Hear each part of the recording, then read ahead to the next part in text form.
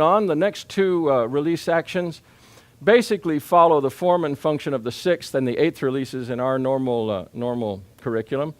They're swinging arm releases that are basically cutting across his body in the mirror-handed side, and as it cuts across his body, then it's turning tight to him to create a Shionagi type relationship or a coiled shoulder relationship.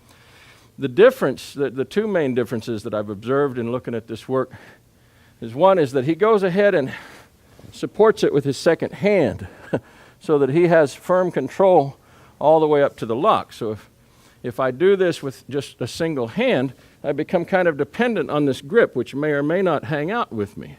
So it can become very tenuous. What Mr. Tomiki is actually doing in these early forms is he's reinforcing it with this bottom hand so that as he comes into it, he becomes the proactive gripping partner in this whole engagement. He's not depending on Uke's grip at all, but he's gripping himself. Same thing happening in the mirror-sided form. Let's take this right here. In the mirror-sided form, it's feeding right to here and turning under and making, again, a Shionagi type action. Here we go. Good.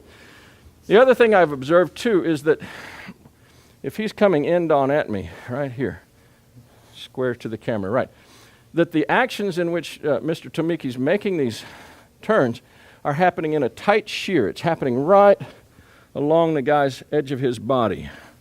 So I'm not making a lot more space out here for things to turn around in a wide turning action, but it's happening very much in this tight line, staying very, very close, almost like we're in two tracks running parallel to each other. This is true in both the crosshand form, you say tight right through him, and in the crosshand form, tight right through him, right here. Good. But basically, the turning actions, very similar to what we normally practice in our 6th and 8th release forms. Thank you.